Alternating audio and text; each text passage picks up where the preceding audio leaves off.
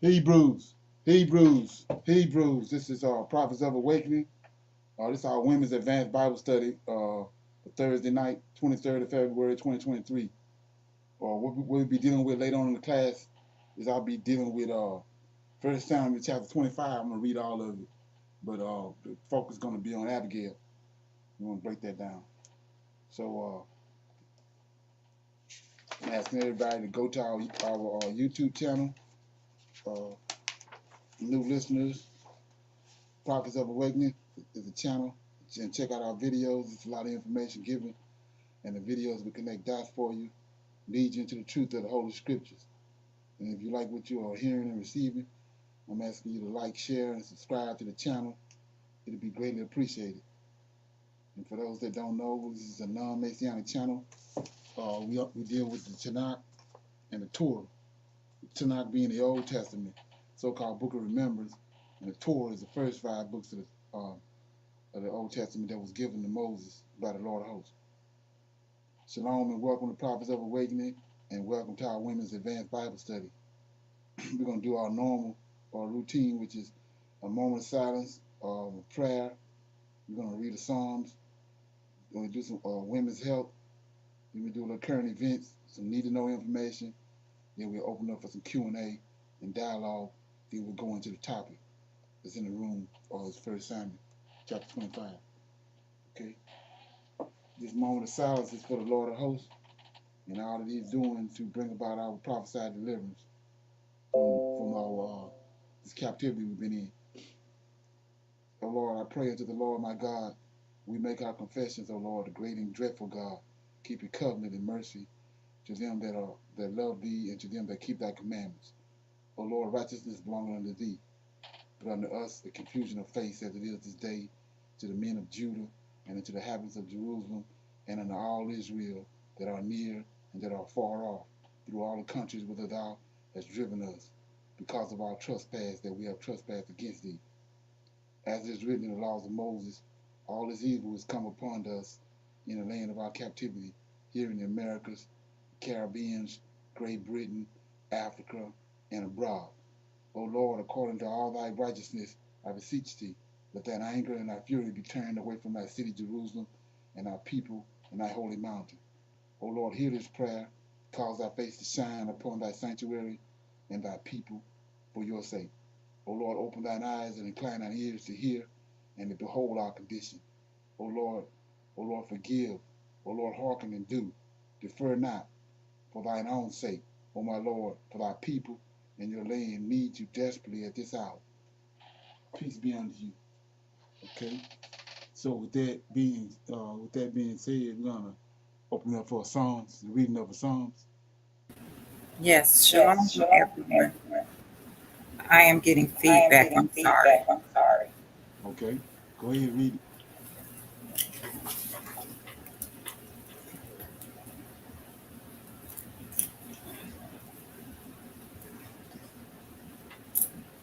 Hello, everyone. Shalom.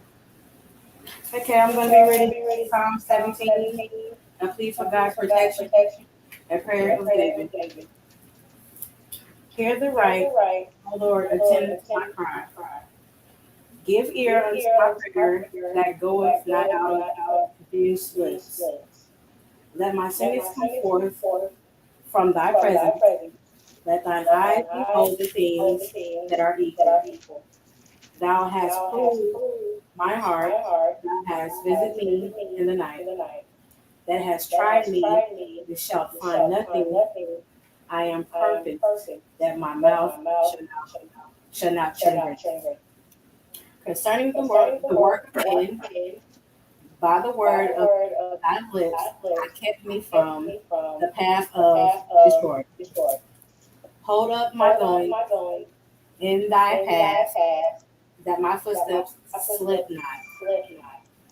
I have called upon Thee, for Thou wilt hear me. O God, incline Thine ear unto me, and hear my speech.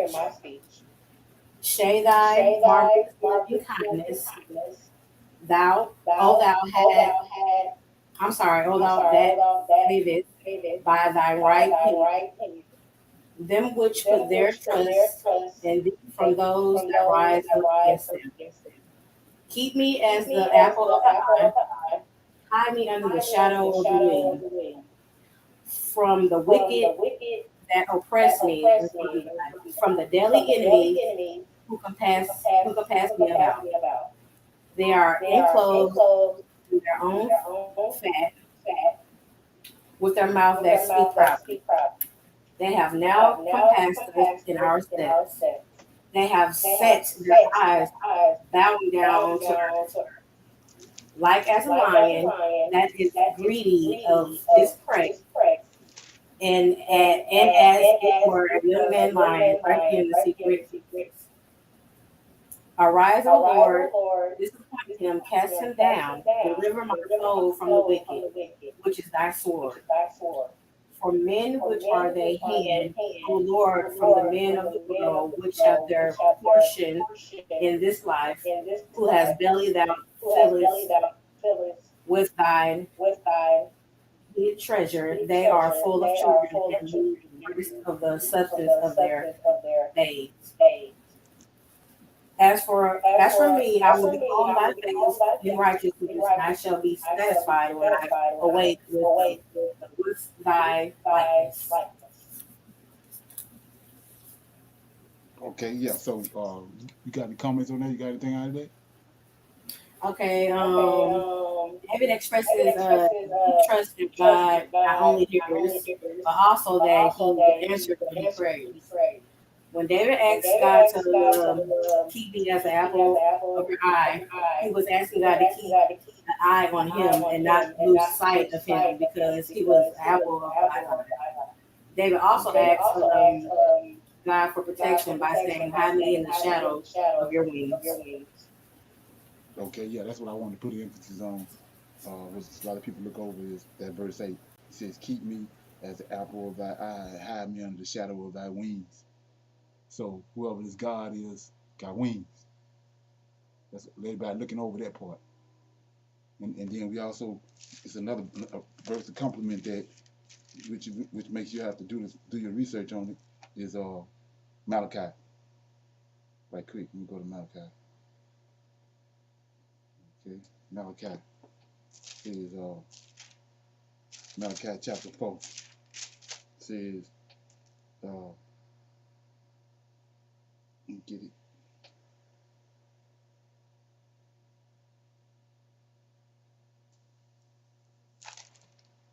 Chapter 4, verse 1. For behold, the day cometh that shall burn as an oven, and all the proud, yea, all that do wickedly, shall be stubble. And the day that cometh shall burn them up, saith the Lord of hosts, that he shall leave them neither root nor branch. But unto you that fear my name shall the Son of Righteousness arise with healing in his wings. There it is. And ye shall go forth and grow up as calves of the stall. So we looking past that, not understanding that. You know, he's saying, hide me under my wing, under his wings. Why would he say that? Most High, whoever his God is, Israel don't have no wings. Okay, something to think about, ponder on. So we had Women's Health Moment.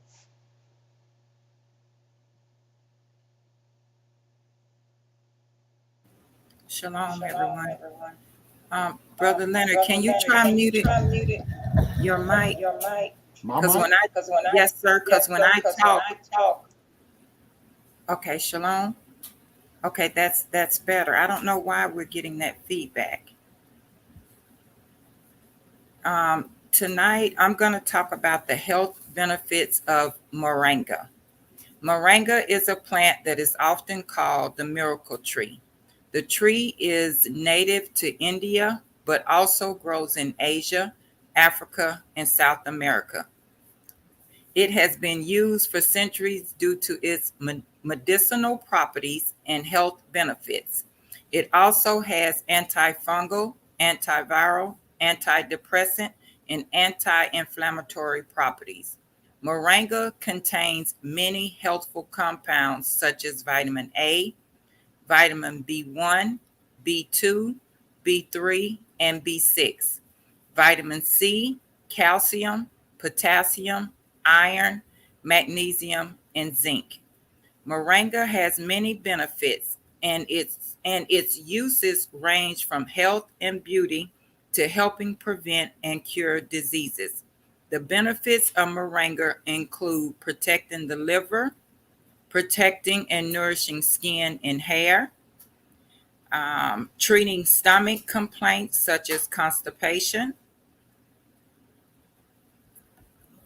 fighting against bacterial diseases, treating mood disorders.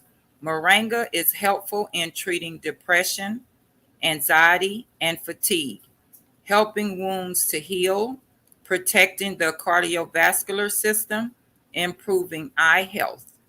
Moringa extract can be effective in reducing and controlling weight gain. Its high vitamin B content helps with smooth and efficient digestion and can assist the body when converting food into energy as opposed to storing it as fat. The leaves, seed pods, oil, and flowers are all edibles, while the bark, root, and oil have medicinal uses as well. All around, this flowering tree is a powerhouse of vitamins, minerals, antioxidants, and protein. And doing some research on, herbs of the earth, the natural herbs, I found a great scripture in the book of Jubilees, chapter 10, and I'm going to read verses 12 through 14. It says, "And we explained to Noah all the medicines of their diseases together with their seductions, how he might heal them with herbs of the earth. And now Noah wrote down all the things in a book as we instructed him concerning every kind of medicine. Thus the evil spirits were precluded from hurting the sons of Noah. And he gave all that he had written to Shem, his eldest son, for he loved him exceedingly above all his sons." And that was the benefits of moringa.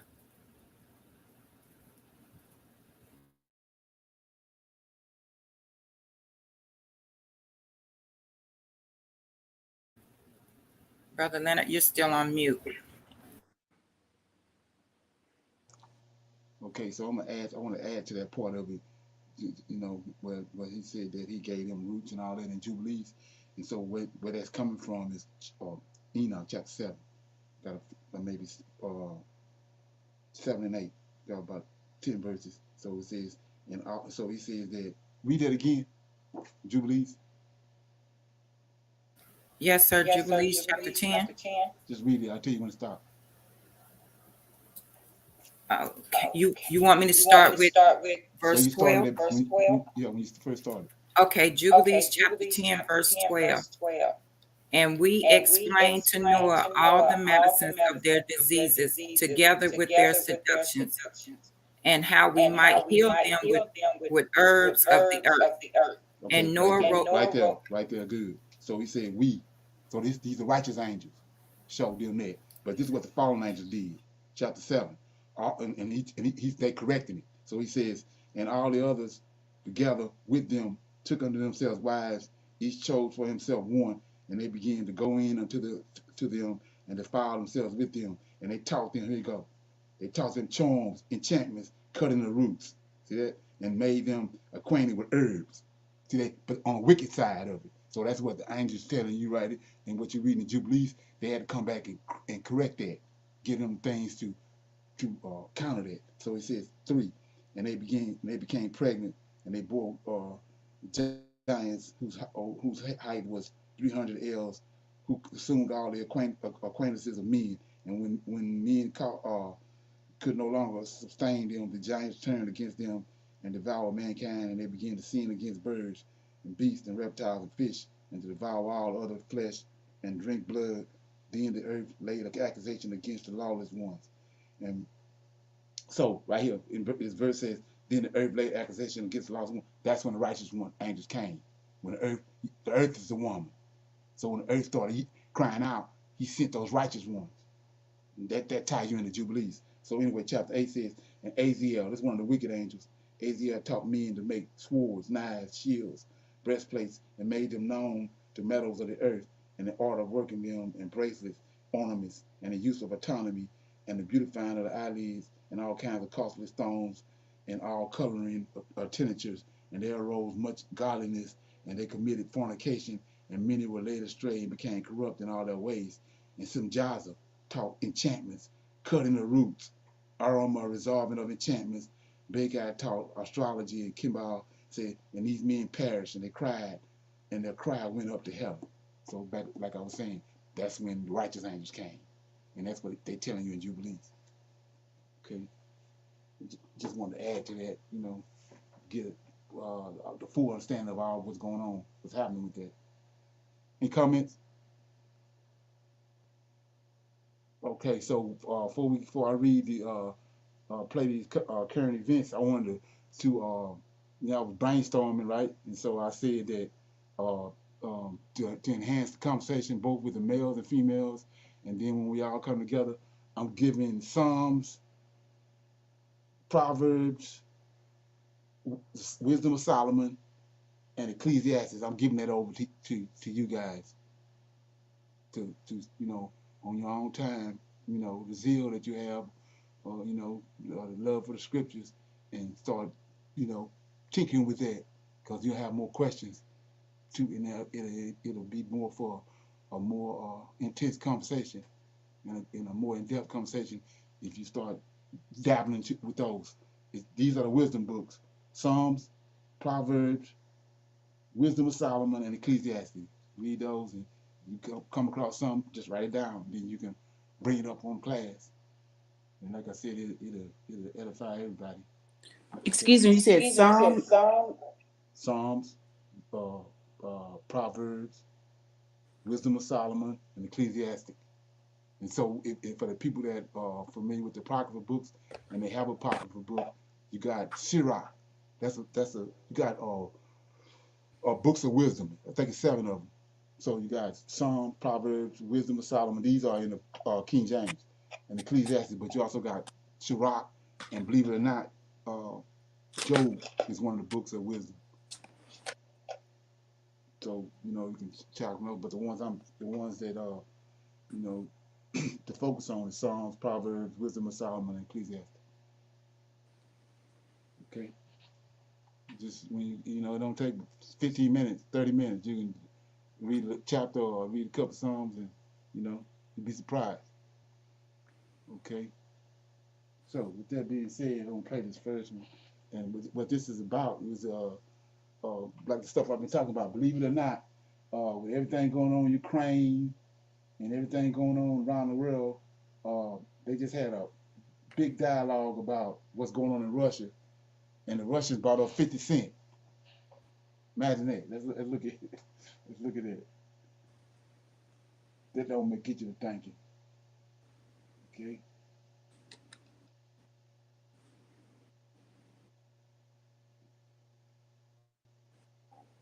Let's see all that.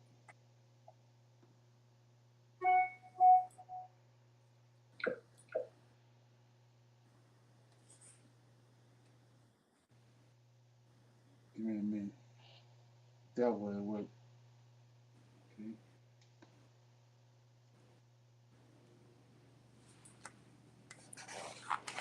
Kind of skepticism in this business field. So we talked about the way people can undervalue new things. Here's some highlights. Do you still find that people are undervaluing some of what you and your team are doing? They're going to always undervalue what you're doing. If they were overvaluing what you was doing, you'd have a really good life going. Are people less likely to test you if they know that you'll go all the way? Yeah, they'll go around you instead of hitting a brick wall. This is why it's like in the environments that there's people who are aware of each other that don't actually deal with each other. When they're alike. Our second most watched interview of all time is 50, behind you, Bill Gates and Bob De Niro. That's right. Bill Gates and Bob De Niro behind me.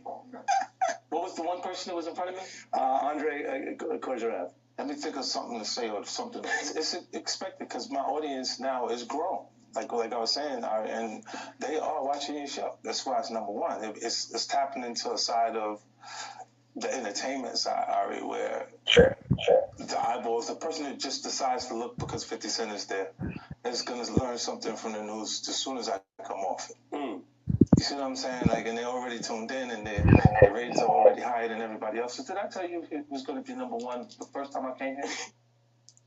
Now, you heard 50 there. He was actually joking about the one guest who drew more views than his interview, Kremlin vet Andrei Kozyrev, who actually joined us, you could see there, to speak out about Putin. And he said aides sometimes have to go to the Russian boss by escorting them to the grave. Is there anyone inside the Russian government who can even give him the bad news? That is less possible than overthrow him. That's a Russian tradition. They fear to tell the boss the truth, but one day they might come with a weapon and escort him either to the grave or to retirement. Yikes. Now, that interview made waves. It's the only one that went more viral than 50 Cent, as noted. Now, here's where things take a turn. After this new interview aired and 50 joked about that Kremlin vet, Kozyrev posted a response online. 50 had asked who he was, and Kozyrev here turned the tables, tweeting, actually, people are asking him, who's 50 Cent, with the LOL emoji. It's unusual to have a Kremlin vet ribbing 50 in public, and he came back by citing the original interview, the clip I just showed you, 50 Cent asking, how are you feeling? I'm happy you're still alive. Putin didn't like that issue, said. Be careful now. Fact check, true, Putin didn't like it. Now, at this point in the sparring, let's be clear, anything could happen, but the veteran foreign minister's diplomacy then came out. Everything I'm telling you is new and true. He publicly lowered the temperature with a reply saying his son is a 50 fan and appealing for support against Putin, which would mean a lot for Ukraine. And from there... Okay, anybody got any comments on that? Ain't there something? I actually saw that interview on MSNBC, and they're always intertwining hip hop artists and particularly this lawyer, or I think he's a lawyer by trade, but also on TV as a newscaster. And he's always intertwining the two. I never understood why. I mean, I know he's a big fan, but he often intertwines the two, politics with hip hop, and it's for something that they've always said that they was basically junk music in the 80s. It's revered around the world. It's not always to our benefit. Right. Okay. Yeah. Yeah. So like I was saying before, take away the Black Americans out of America, and you ain't got nothing. That's the way I look at that. Yeah, So because it's like intertwined in everything that we do. Even when I mean, if you remember back in the early 80s when hip hop was really getting popular, they did everything they could to demonize it and trying to stop it. And now look where it is in terms of at the highest level of politics. Right. Exactly. Like I say, yeah. All of a sudden, these guys bringing up 50 Cent, and with everything that's going on. Yeah, it's crazy.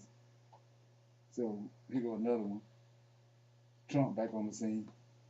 World War III has never been closer than it is right now. We need to clean house of all of the warmongers and America Last Globalists and the deep state, the Pentagon, the State Department, and the national security industrial complex.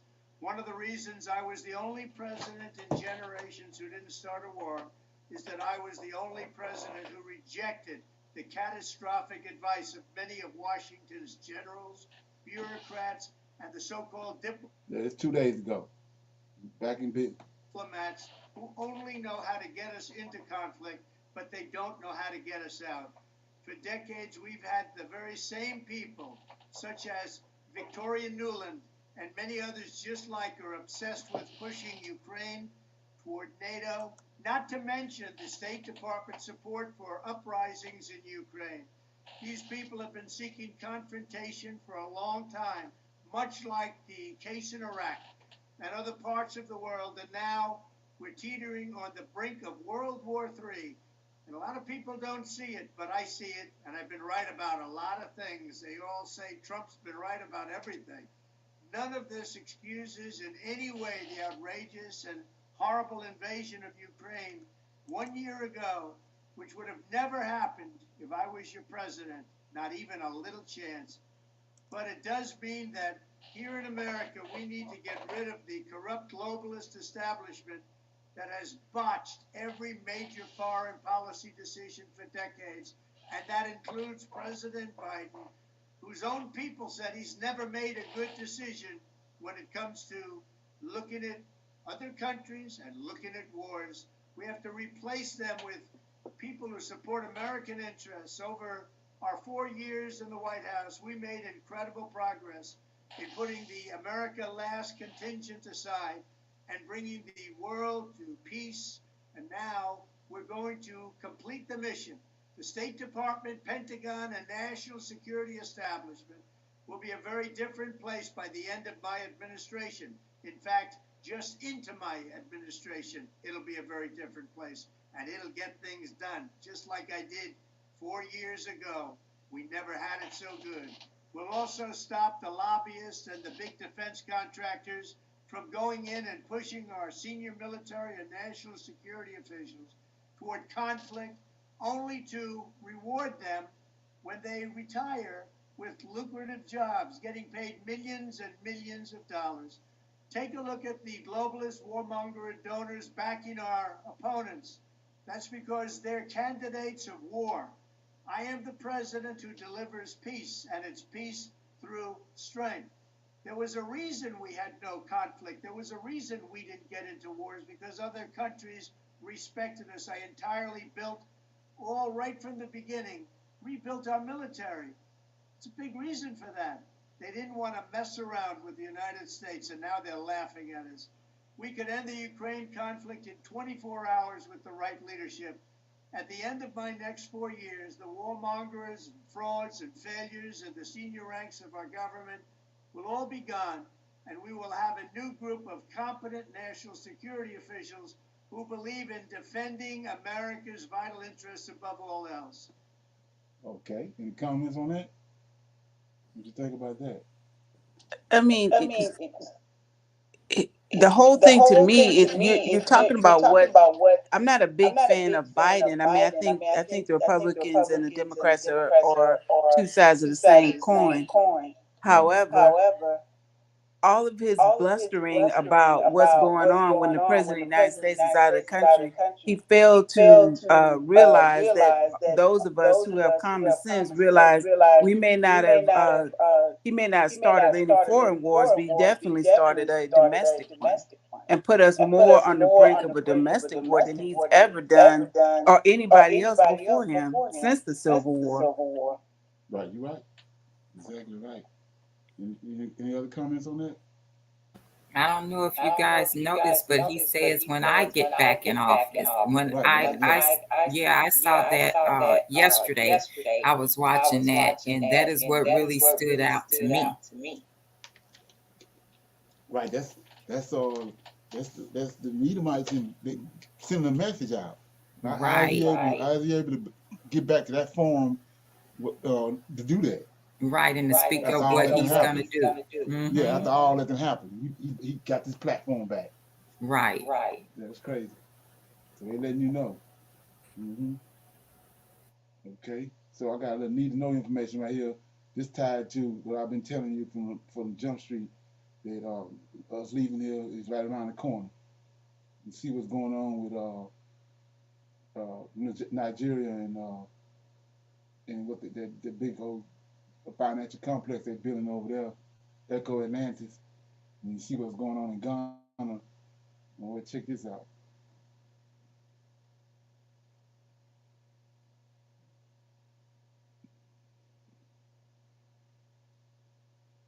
How can you make money in real estate even during a recession?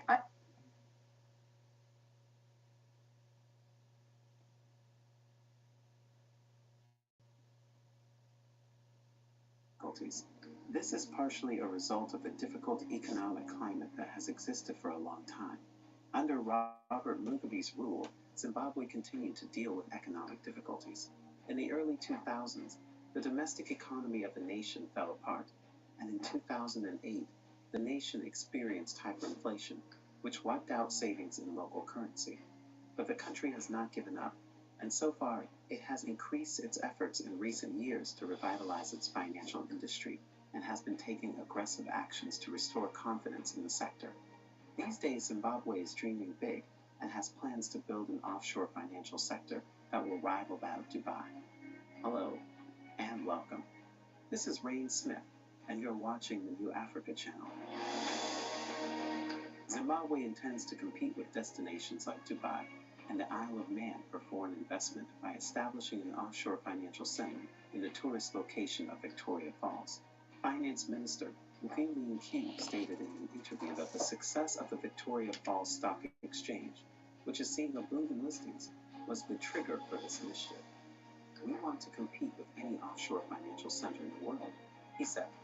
According to him, the venture will offer investors an environment comparable to that found in Dubai, Mauritius, and the Isle of Man. The financial center will provide tax incentives and be a hard currency zone focused on US dollars. According to Nkiru, the government has set aside land to entice major banks to open offices there. The financial center will also host the Victoria Falls Stock Exchange, which was established in October 2020. The opportunity to trade in US dollars, capital gains tax exemptions, and the ability to repatriate money from a nation where foreign currency is in short supply have all drawn investors to the bourse, which has experienced an increase in listings, notably in the last quarter of 2022. 8 trading enterprises are now present. Justin Boney, the CEO of Victoria Falls Stock Exchange, stated via text message on Monday that 2 more firms are coming and 2 more are seeking approval. The Zimbabwe Stock Exchange, which trades in Zimbabwean dollars, has seen delistings as a result of the listings on Victoria Falls Stock Exchange. Regulators won't try to tell businesses where to list because that decision is based on their particular capital requirements, according to Nkiru. Businesses are allowed to select where to list. I'm not too worried about companies moving from the Zimbabwe Stock Exchange to the Victoria Falls Stock Exchange, he said. What do you think about Zimbabwe's bold plan, and can it really compete with that of Dubai? Let us know in the comments. Also, be sure to like the video, share, and subscribe to the New Africa channel for more exciting future videos. Okay, so he posed a question at the end of that video. He said, what do you think about Zimbabwe playing? So I'm transferring that question to the people out here that's listening. What do you think about that? I think it's possible but this may seem petty, but one of the things that bothers me about Africa is trying to emerge and compete with the global market is that they keep thinking that they need to compete with their market. Right. And then that bothers me. And then this the petty part. Why do they keep calling it the Victoria Falls? Why don't they, part of us letting go of the stink of colonialism is to even though to me it's power in names and words that you say, and continue to utilize the naming of what somebody came over and gave to the queen because she was the queen at the time that they colonized that country. I think is to me keeps this idea that we're still trying to prove to them something by keeping the way in which they've named stuff and the way they do stuff is like we have to do what they do and how they do it in order to feel like we're successful or we're going to succeed. And I mean, I don't know, it just may be a different way of looking at it. Right, that sounds good. Anybody else got any comments on I was going to say the same thing. I see it that way too. I think it's just wanting to continue to be a part of, or to feel as though they have to be a part of the worldly sauce, shall I say. They don't want to separate from certain things, Right. when we need to be. Right. Stop And using their measurement as a tool to gauge how we're doing or our measures of success. We don't need to use them. Right. and that goes back to, and if you want to look at it like this too, like Tasha was saying, that names has meanings. So that is the reason why they changed our names, Right. to whatever they did, which made no sense. And this is the same thing. Right. What they have named these places, the names that they're leaving in place, it means something. So Right. you have to start getting rid of that. Right. Right. So when I look at that, first of all, Victoria Falls, that's over by. If you go back to Dr. Arikana, that's where she from. She from Zimbabwe. That's where they said. They trying to turn Zimbabwe. Well, they gonna turn. They gonna turn Zimbabwe into uh, just like over in the Middle East. I can't think of the name of the place that they just mentioned. Dubai. Dubai. Yeah. They gonna turn it into. So the thing is that they've been posting her all over the place. She from Zimbabwe. She from Victoria Falls, that region. They're gonna build a Wakanda one. They're building 5 Wakanda ones. One of them gonna be at Victoria Falls. So you got to go all the way back. Then notice they keep mentioning they started a stock exchange in 2020. So that tell me them bankers. So if they bankers, them Edomites. Right. Right. That's See what what I'm I'm saying. saying? They're using the same system. Right. So they want you to think Africa is making decisions. Africa on the rise. All these It's signs not. are telling you they still in charge. Right. Yeah, That's what I'm saying. Right. So just like back in the 90s when nobody really paying attention to it, but all these big old companies, Caterpillar, DuPont, with the same companies that funded Hitler, they all left America. And guess where they went? To China. And now look where China is. So they doing the same thing now with Africa. They the ones controlling all these companies. They paying allegiance to them. Even Hitler himself was a Jew. So we looking at them in the full operations. They like I say, America is these bankers controlling the fall of America. They got you thinking it's events, natural events outside of the world is bringing America coming to an end. No, they doing a controlled demo job on America. That's what they're doing. They're bringing it down slowly. You see how they building all these other places up first. We see how within the 5-year period. Look what Ghana is. It was in a 5-year period. In Nigeria, they behind all that. And like I said, a lot of people keep forgetting they got a whole shipping system they set in place. The Rolling Belt Initiative over there. And so that's why you see everything happen over here. They bringing this place down.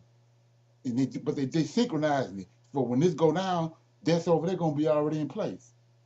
But let me ask you a question. So you mentioned at the beginning of that recording that this is how we know that our time of period is up. How does that benefit us? Because it's prophecy. So it go back to like I was saying, when you understand who the Lord of hosts is, and that Jesus don't have no role in nothing. So the Lord of hosts told Moses when they was coming out of Egypt, go down to the sea and stay there. I'm gonna bring Pharaoh. He said, I'm gonna bring Pharaoh and his army there. He didn't say I might. He said, I'm gonna bring Pharaoh and his army there. Then you stretch forth your hand and open up the sea. And I'm gonna drown them in the sea. And we see that all over the scriptures. He's telling them to go do this. I'm gonna do this. He told them in Isaiah 45, Cyrus gonna come and deliver you from Babylon. That's 500 years before Cyrus even came. That's why everybody knew Cyrus when he came. He had already told them he's gonna bring Cyrus. And then he said, I'm gonna bring a scourge. He told Jeremiah to tell him, I'm bringing a scourge from the north. And these Edomites got us trying to relate that to today. But he said, I'm going to bring a scourge from the north. He's talking about Nebuchadnezzar. He brought Nebuchadnezzar from the north for what they was doing in Jerusalem at the time. They had turned from him and was sending all over the place. So and they wouldn't return. They were stiff necked. So he told Jeremiah to tell them he's bringing a scourge from the north. That's Nebuchadnezzar. What is our sign today? Huh? What is our sign today?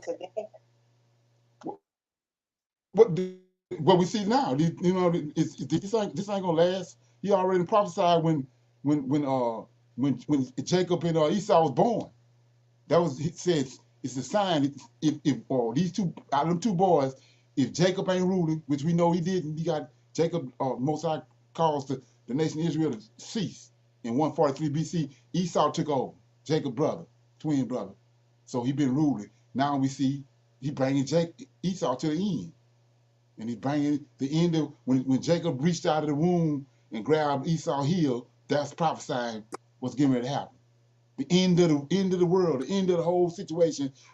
Jacob gonna be ruling because he grabbed Esau's heel. That's what that whole prophecy is about. So when you understand all that, and then you start looking at the world events, you can see he doing it. Like I was saying before, if you got a pet rat or pet rabbit, and you got a rattlesnake in a cage, why would you put your pet rabbit in there that you love in the cage with the rattlesnake? You know you're gonna bite him. So look what these clowns doing. We the Most High people, they know that, but you're gonna take us, you're gonna urge us over to the Middle East, where the Lord of hosts said. What the hell you think gonna happen? So that's why he said in the very end he gonna make them look stupid. They're gonna make ignorant ass moves that make no sense, because the last thing after all you done, you hoodwinked the book and everything, the last thing you need to do is take his people, the apple of his eye, anywhere where he at. You should be trying to send us to China or somewhere else. You trying to urge us over to the African continent. That's where our God is. That's where he dwell at. That's ignorant. And that's what we see happening. And and that's a sign to show you they not in control. Because why would you do that? Ain't that something? Yeah, so any comments? Anybody got any comments, questions about anything else?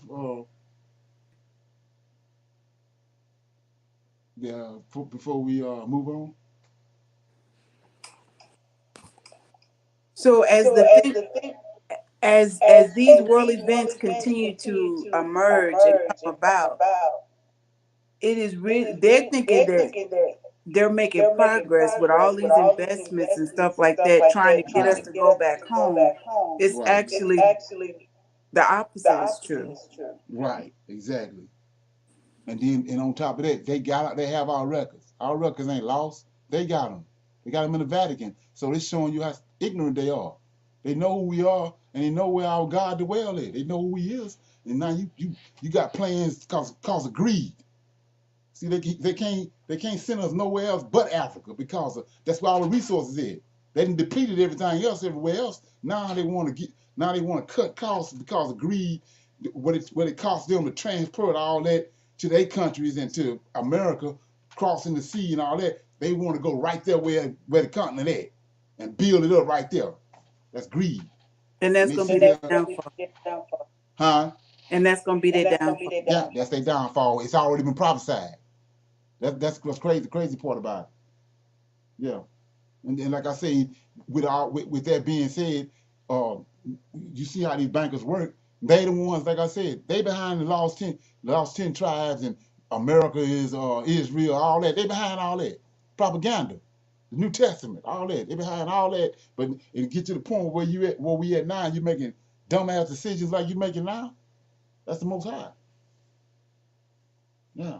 Like I said, we ain't, how the hell are we from over here? When the pyramids, he left the pyramids there for a sign. That's where Egypt at. That's your plumb line. You got the Giza Plateau. How in the hell Egypt over here or Israel over here when Israel connected to Egypt all through the Old Testament? Ain't no pyramids over here. Not like the ones that's over there. Crazy. So that's Esau behind all that. He behind all the confusion of faith. He behind it, throwing us in the crosses. JC, right? Any other questions?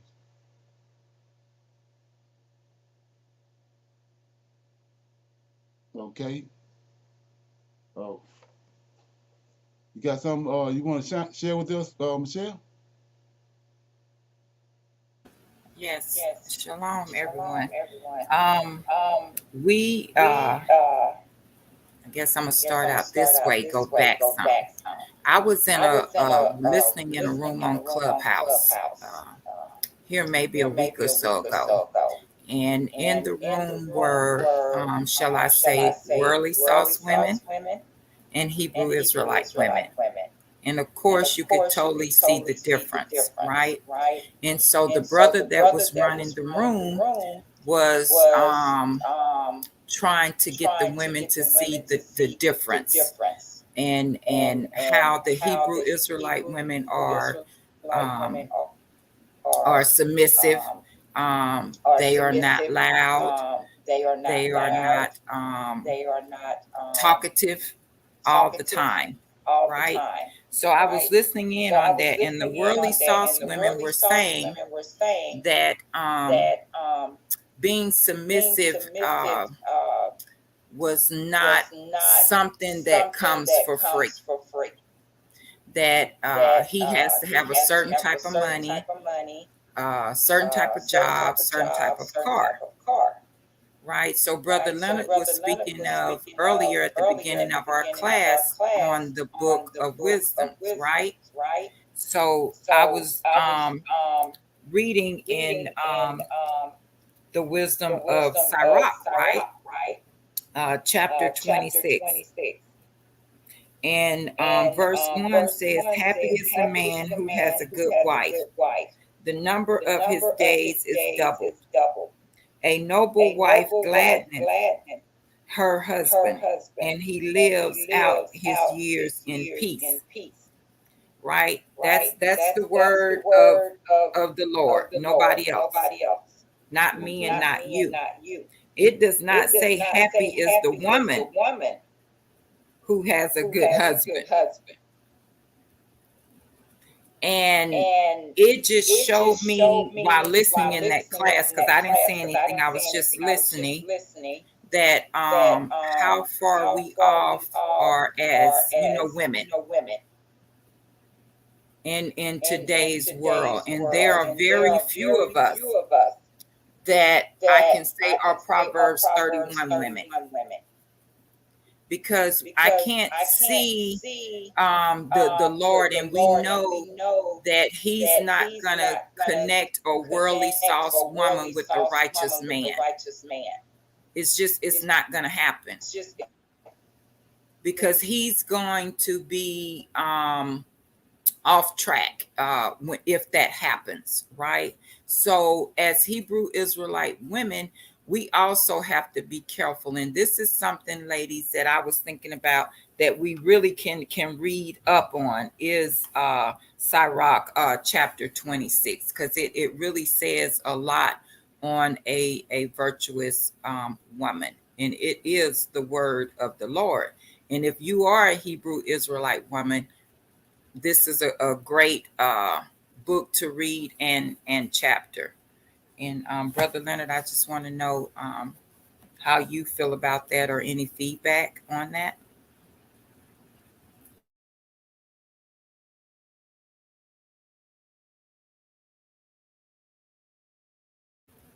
You're muted, sir. So they got these lost books, and people get in the uproar when you come out with bring out a lost book. But these books, how you rightly divide them and you gauge them is whether they line up with what already was given to you. So what Sirach is telling you is that it goes back to the beginning when he put Adam to sleep to get him to help me. So the verse tells you that when a man get a righteous woman, is what the Lord of hosts gave Adam, he says your days upon earth is double. So she had to be righteous because he the one formed her.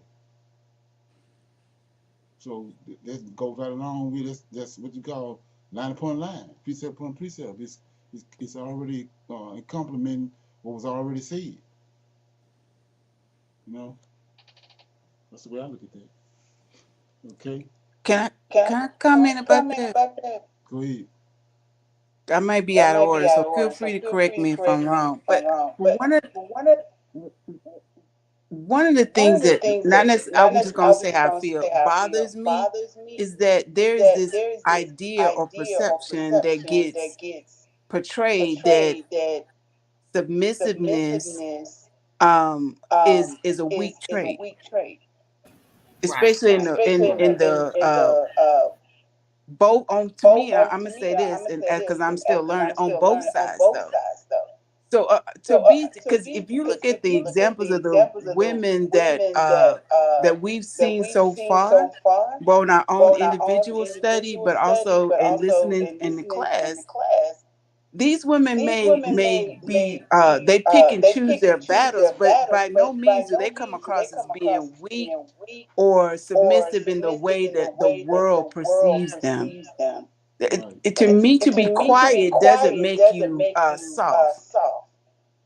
I mean, it I takes mean, it takes wisdom wisdom and and patience patience to to learn and learn and understand when to understand when say to say something and when something to and be when to be quiet. quiet.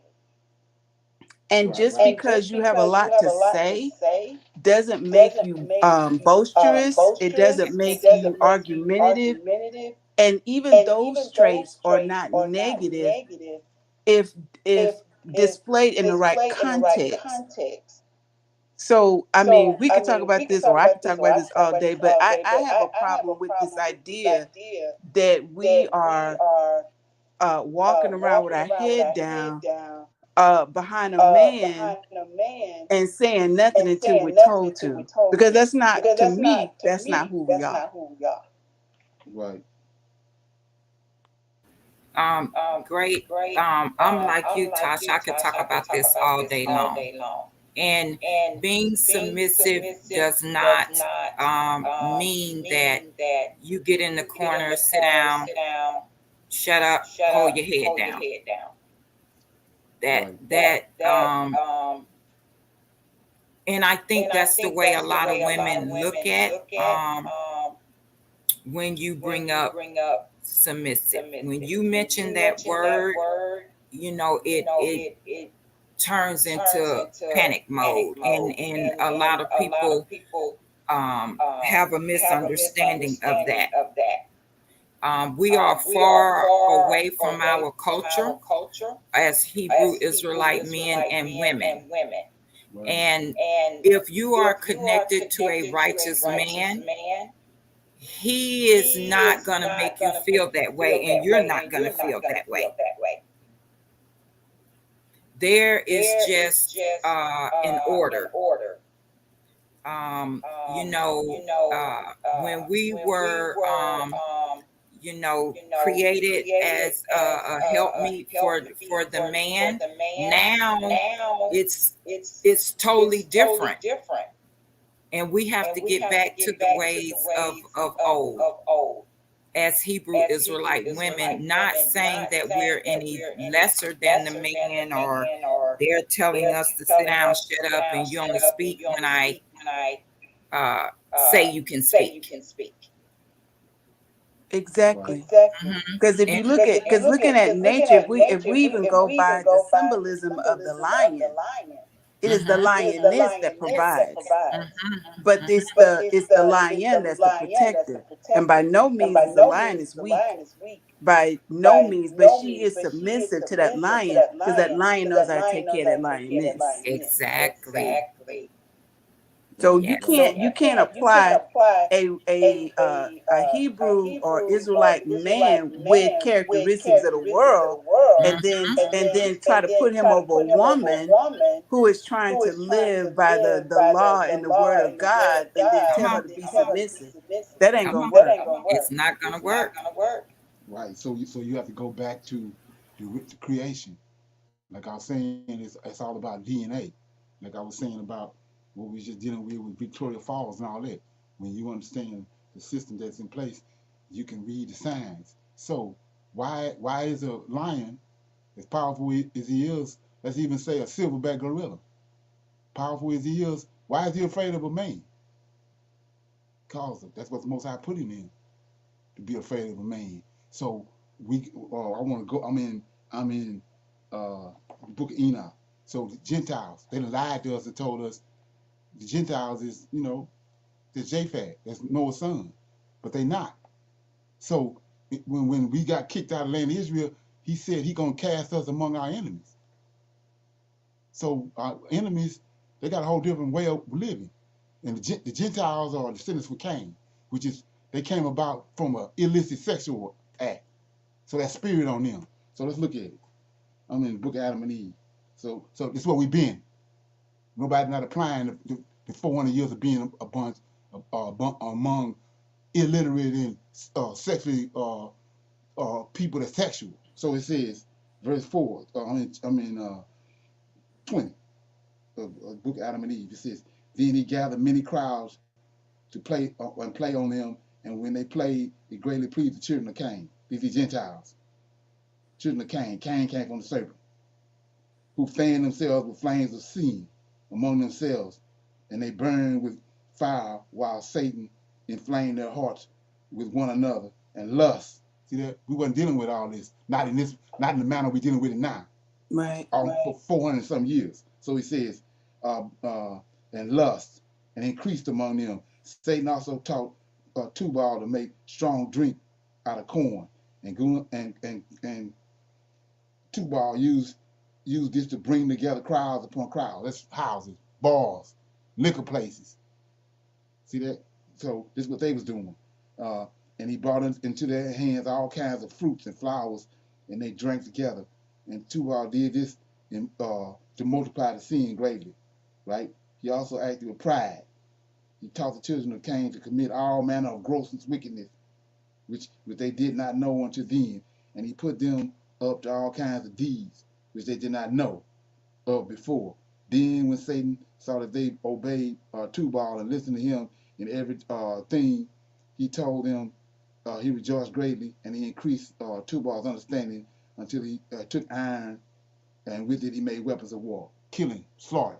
So then when they were drunk, here we go right here. Then when they were drunk, hatred and murder increased among them. One man used violence against another man, another, and Satan would teach them evil, in that one man would take another man's children and defile them before him.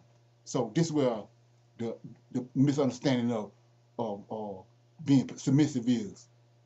So they came in, first of all, they came and ripped us from the west coast of Africa, did all kind of notorious things to us, then brought us over here, then we on plantations where this clown coming in there sleeping with the mama, beating her head to death and sleeping with her, then getting the daughter.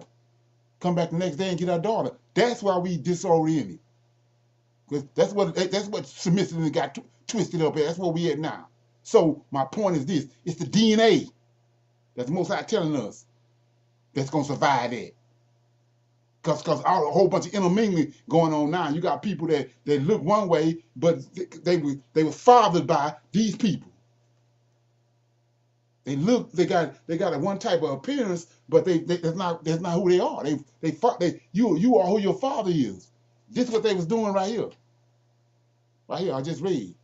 All kind of sleeping with the sister and the brother and the mama and the daddy, and then and just go in a man's house and take his wife. That's what we witnessed for 400 years on plantations. But how will we got a bad understanding of what being submissive is. We can't begin to try to deal with that. And then when you do get a decent person, whether it's a man or a woman, you think it's some tricks to it because of all the stuff that happened. So, but we didn't have these problems. That's the purpose he cast us out over here, and we've learned all this. We've been introduced to it. So those of us who are intermingled, since because we have been over here, how will we be saved? Mm-hmm. Like so, like I was saying, we know, like I said, we was intelligent people. They want us to think that we wasn't. That's why they didn't want us to read, because they already knew we had a built-in intelligence. You didn't necessarily have to go to school. So they want you to think that we're not intelligent. But an intelligent person, Hebrew Israelite man or woman, know what submissive is, and they know what it means. It's like I say, if you I'm talking to a Christian, and this is the issue I've been had for 20 something years. You talking to a Christian, and then you show him Genesis 18, and then you show him that there's an angel, and then he can't get out of it. So then what do he result to? He result to all kind of bullshit. He not dealing with what's being presented and what all that means. So that's where that comes from. That's another characteristic of them. When you say submissive, everybody knows what submissive is, but they're not gonna agree with it. They're gonna do everything but deal with what the word means. That's who they are. And so when another person come and do the same thing, you acting like them, pagan, because everybody know what submissive is. And then if you've been around a man or a group of men, you've been around them like your father, your brother, and his friends and all that. You know which man is right, which man is a decent man, and if he ain't. So why would you, some clown that's doing the most? Why would you present yourself as submissive to him when you already know what he is or what he capable of doing or things he'd have done? And you didn't witness, so you wouldn't be submissive to that person. That's a gift, like we just read in Sirach. A righteous woman, she's going to submit to a righteous man, and it's going to double his life. That's how Esau worked.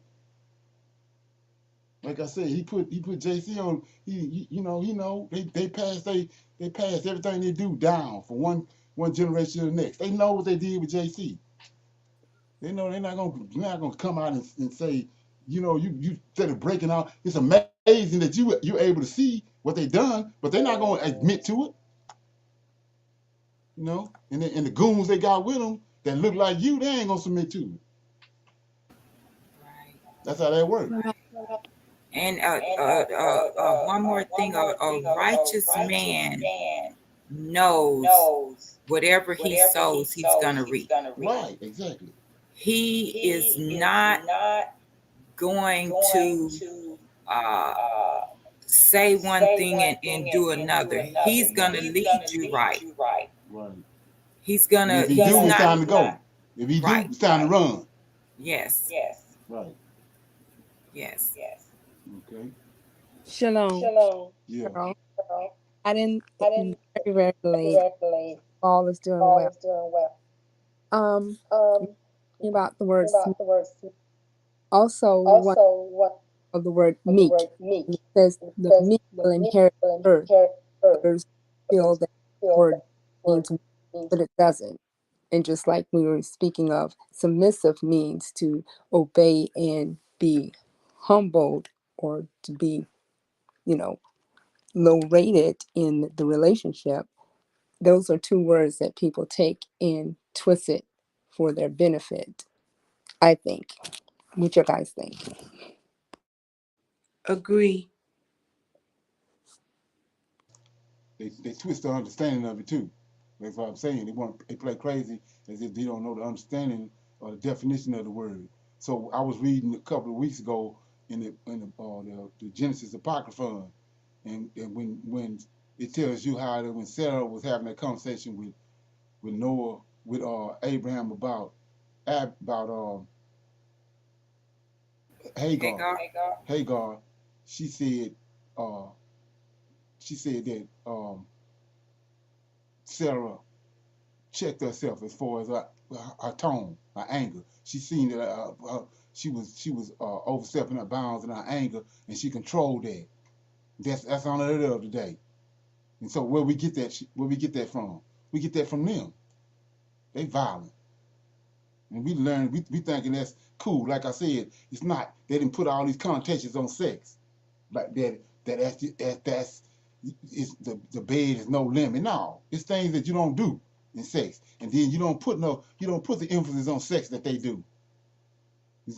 We having so many problems in our relationships and our marriages because of we approaching those things the way they approaching. And then, but he didn't told us that's our enemies. If you go back and like I was saying, go and watch the season series on Rome, what they was doing, and look at Spartacus. It's got 3 seasons of it. Show you what they was doing. That's all they think about. The Egyptians too. The sex. The Most High, when he created Adam and the Israelites, there wasn't no focus on sex like that. And then sex was to reproduce. You got it's pleasures in it because of the pleasures is what's going to entice you to mate. But you ain't no you have a righteous man and then because he ain't giving you what you want, you leaving. There ain't no grounds. That's what they do. Like I said before, with one of the things to look at is those big old ass trucks that the white boys, put all that money in, and then his wife want to drive. Come on, man, think about that. And now we got we looking at them do it. You ain't got no damn business in no big ass. What's that? What's coming off of that? Where that's coming from? Did you want to drive a big old ass truck like that? You can't even see the ground. It's competition. That's what men do. And so that's who they are. We wasn't like that. We done picked up all their characteristics, and then even it's 2 different types of. They got a definition. They got a definition, and then we got a definition that the Creator gave us. And we didn't throw the definition the Most High gave to us away, and we riding off of what they saying is so when it's not the case, and that's our problem. Shalom. Yeah. I want to say, go back to physical and the love. Words mixed up, the sex and love, because love produce a child, sex produce more physical dealings. We create or we perform with love and not just the physical. So that should hold a marriage together, is the love, not the physical that love's supposed to bring. I think. Now that's just me thinking. What y'all think? I think that's a fair statement, but I think that also there's an emphasis on when you're meeting somebody in the physical attraction of someone to get you in the first place. Oh, he's handsome, or she's beautiful, she has a nice shape, or he looks strong. All of these things are emphasizing the physical aspect of a relationship and minimizes all the other hard work that really brings and keeps a person together. And if that's all you focus on, or if what they say, how you get somebody is how you lose them. I mean, I think that once that's gone, what do you have? Well, Right. I well, it says beauty is an eye. Now, everyone, a person as desirable, they are attracted to their spirit, or they're attracted to their character, and that person may not have the best features, but it all that their character outweigh their features. Their body may not be the best body, but their spirit just takes over the other person that doesn't look at their body or their physique as such a, I'm attracted to this person because of their outlook. I feel that we look inward to a person, and then the outlook would, become that. Because I've seen a lot of people, you know, what we would say, how is that person with that person? They don't look right. She looks better than he does, or he looks better than her. And they are madly in love, and they're doing the right thing, and they're believing in and trusting in the holy, in the Almighty, that their relationship will last, and they're doing the right thing. So that's my thing. When it's that physical attraction, your physical appearance fades away. Your body doesn't hold up. You're not going to be 25 looking forever, or Right, right, hold up. You'll be 96 if you're still here, and you don't have that 38 year old body anymore. So yes, it draws. That's when you see through the eyes and not through the heart. That's just my thought on it. And then when we go back to the woman, I feel that in the book we had a lot of women that were um, prophesiers, I guess, women who saw God spoke. Prophetess. Yeah, Prophetess. prophetess. You know, they had a lot of them, and we would most other women may say, "Oh, she's in the wrong place. She doesn't need to be there. It's a man's place to do this." But God had um, so many women to speak the word, to carry the word out. That's one of the things I'm trying to find in there. I don't know if her name is Deborah or Deborah. She was one. Um, so when we go to the women's role in life, it's we're chosen to do certain things that the Heavenly Father give us to do. And yes, be a wife, be a helper. And many women in the Bible um, worked.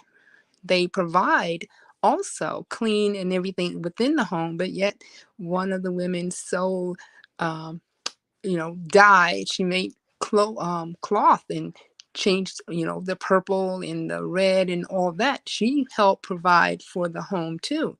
So we have a lot of women that does the same, or take care of the home, take care of the children, and also can help in the financial way too. So the word submissive mean to some, like we were saying, in the back, in the shadows, but we also can be in the light, and to be proud of, that man would be proud to have a woman who is willing and able to help out.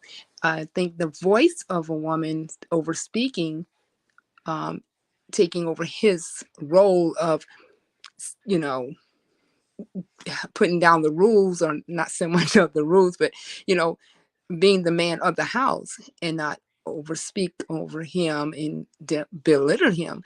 That's not a role that a woman should be in. She should be helping out and, encouraging. So that's just where I'm going at. I'm sorry.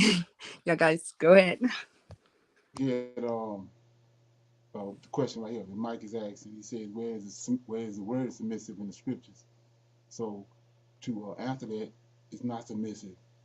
It's virtuous. It encompasses a whole lot of things. Submissive is encased in that word virtuous. So, um, and then I wanted to talk about the love and sex part. So we go to the Judah. I'm trying to kill about 4 birds with one stone. So you go to Judah, the story of Judah when he went down with the Canaanite woman, and he had 3 boys. They were told not to sleep. They couldn't intermingle with Canaanite people. So those 2 boys was unlawful. They was wicked as hell. So the first one got a wife. Judah got him a wife. He went into her when it was time to. So you going. The purpose of having sex, which is called love, is to get a seed. He told him, "Be fruitful and multiply." It's not no pleasure. It's the pleasure in the process, but not you're not going to the person just for pleasure, because of how they look or whatever, or how you attracted to them. So they went in, and when it was time for him to spill the seed, he pulled out, and so the angel killed him. Then the second boy had to take his wife to bring a seed up for him. So he ended up doing the same thing. He killed him. So that's what I mean by it's another definition, another understanding on that. So love, where love come from? The Most High sent it. That's the only thing keep two people together. He sending love. And then, like I said, when two people attract each other, they get together to reproduce. They're not having sex for pleasure. If that's what you're doing, then you ain't got the right understanding of what's going on. You going when you mating, you going into him to reproduce seed. That's the purpose. That's the purpose he created the woman and brought her to the man for them to reproduce and make seed, reproduce seed line and to populate. And so same with the zeal on the line, dealing with people on the line. Most High send the zeal.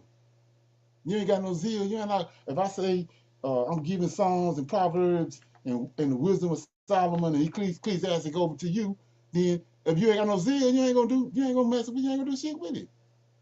So the Most High send the zeal, and me understanding that, I don't understand that. Everybody ain't gonna go and deal with the scriptures. Most High send the zeal.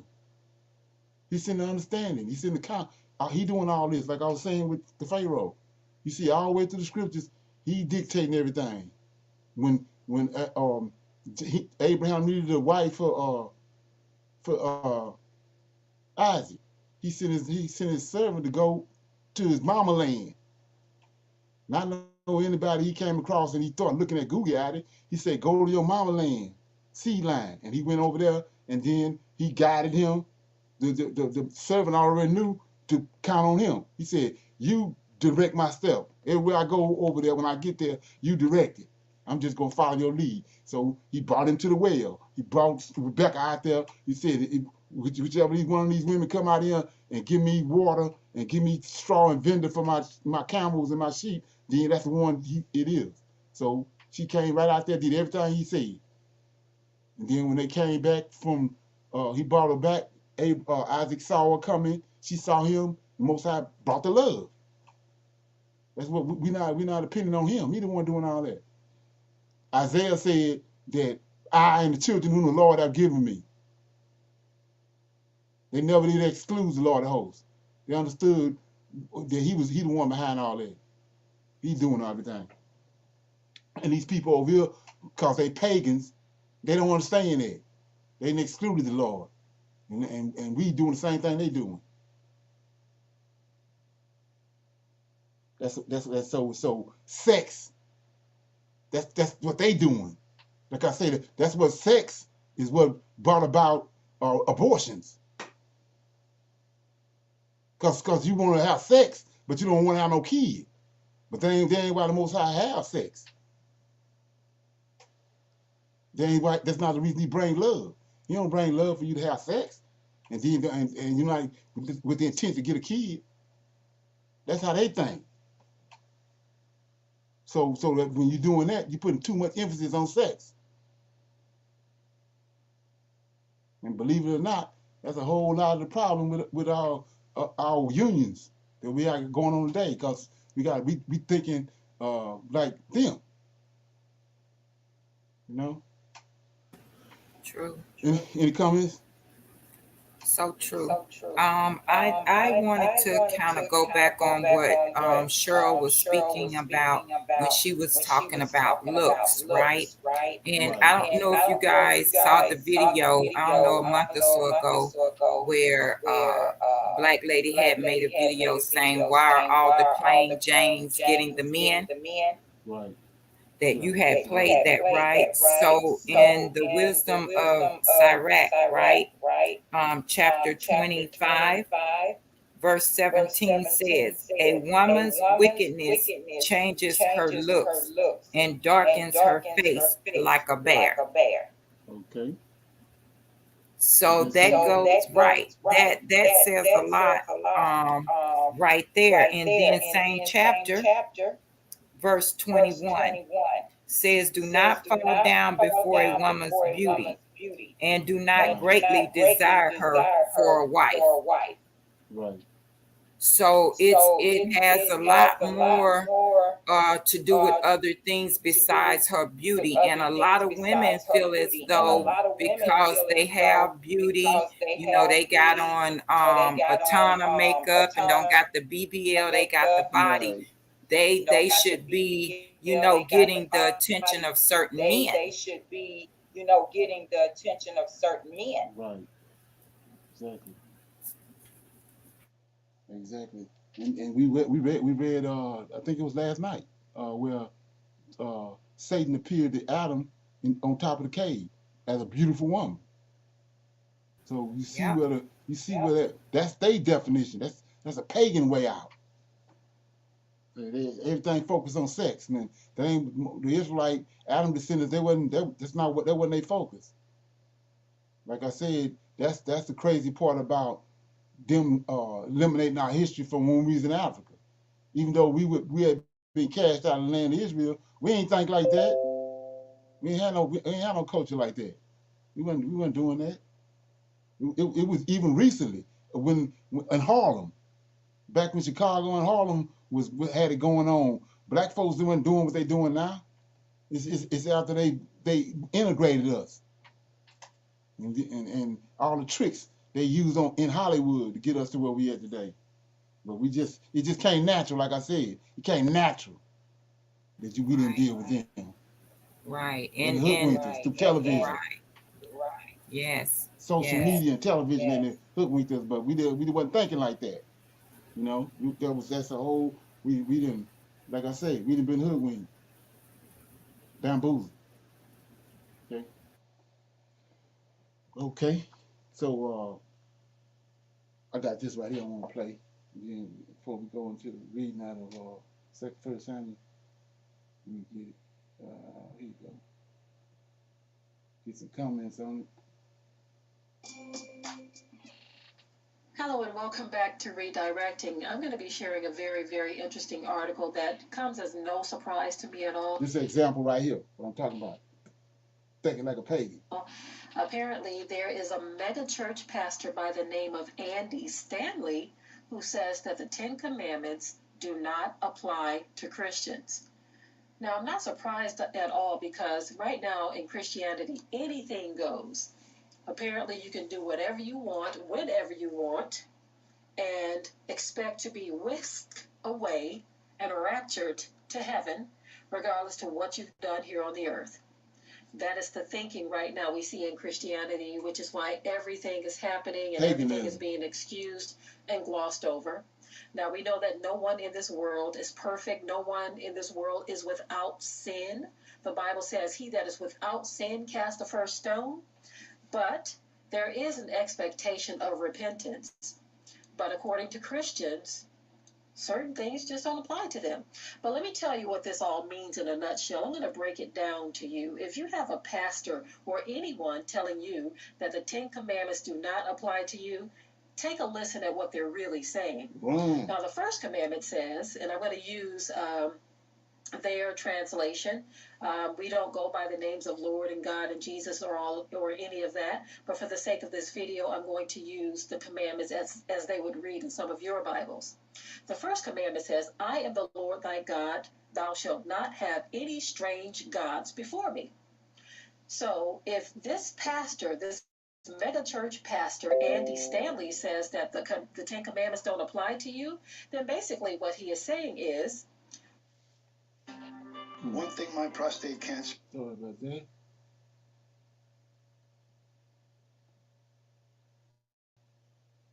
And have strange gods before the Most High because the Ten Commandments don't apply to you. In a nutshell, that is what he is saying. Okay? Commandment number 2 says, thou shalt not take the name of the Lord thy God in vain. But if you're a Christian, that doesn't apply to you.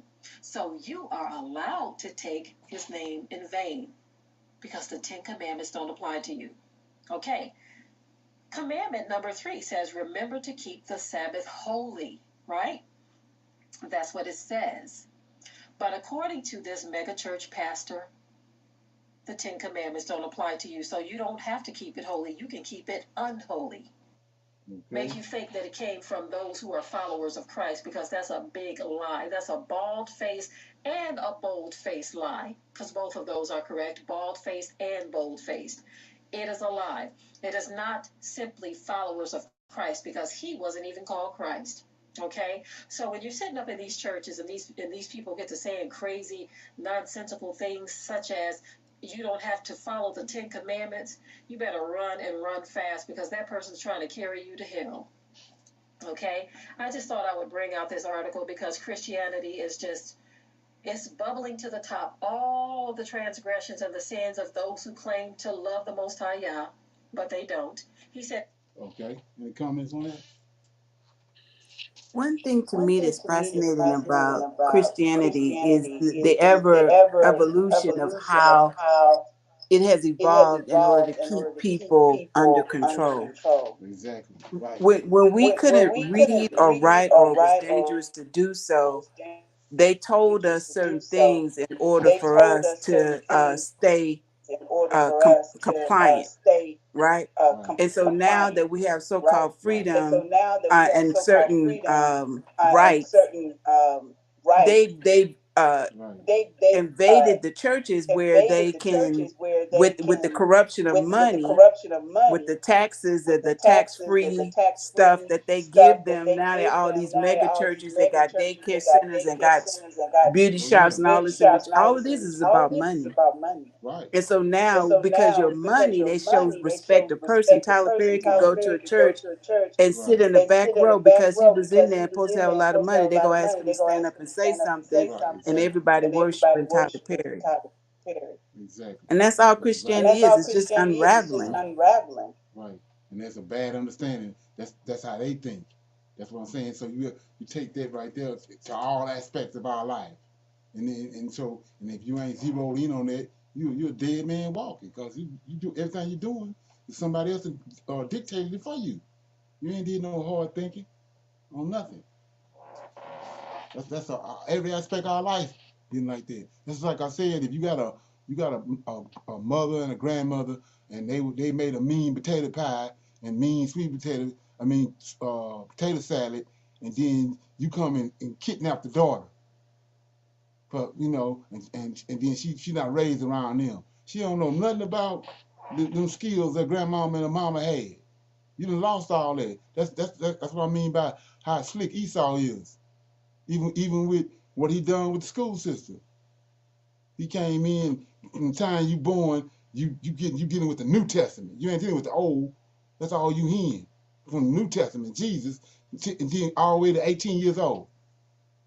That's being indoctrinated. It's like going and buy a new computer. And then you gotta put all your information in the computer. The computer ain't gonna do nothing but what you put in it. That's what they doing. That's what they did to us.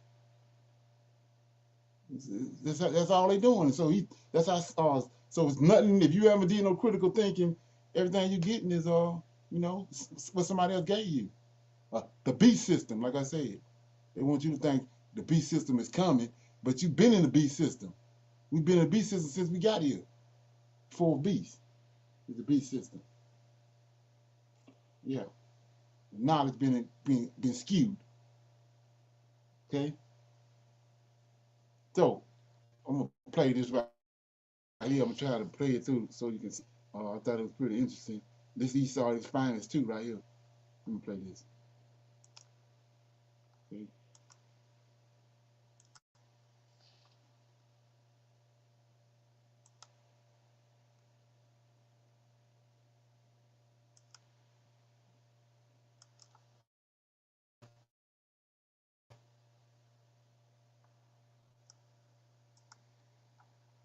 It's facing a little bit of backlash from the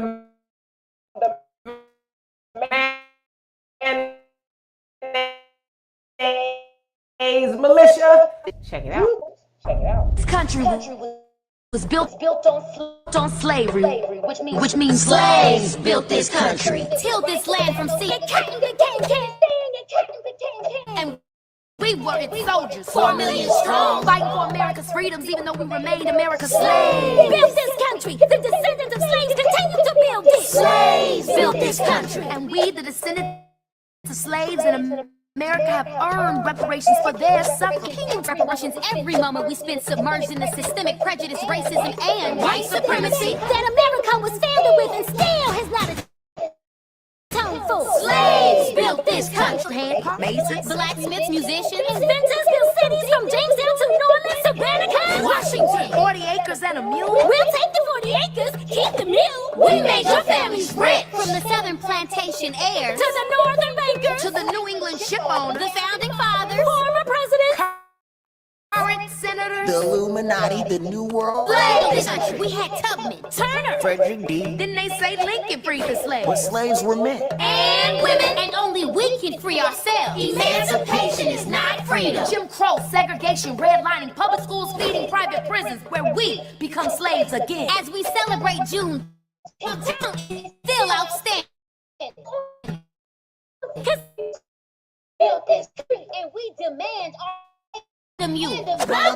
You can keep the mule. Keep the 40. We're taking our freedom. So yes, you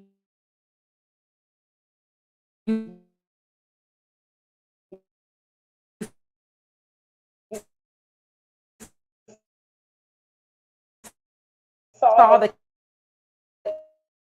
characters there. They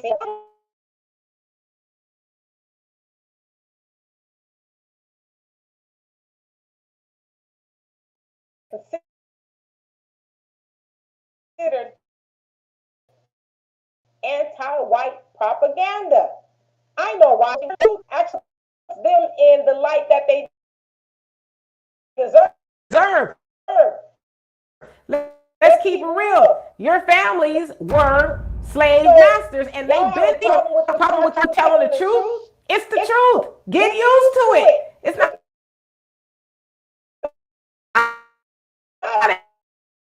anti-white.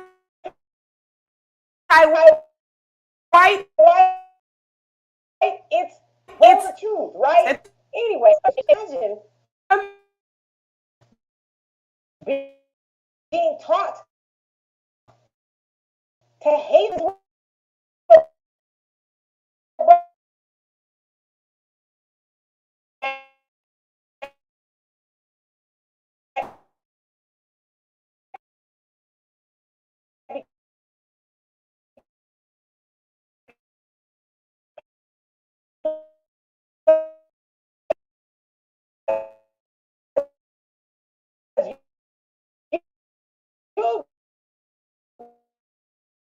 been benefiting.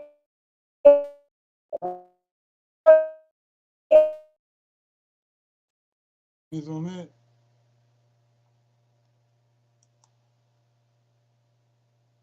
Any comment? Can you hear me?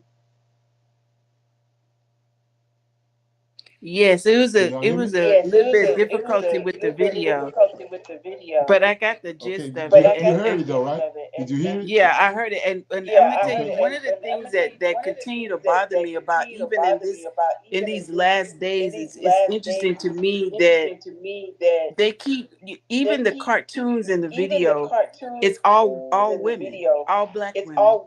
Their voices, the Oh, right, depiction of who they are. They always want to put the black man behind the woman. right. That's programming. That's programming. Right.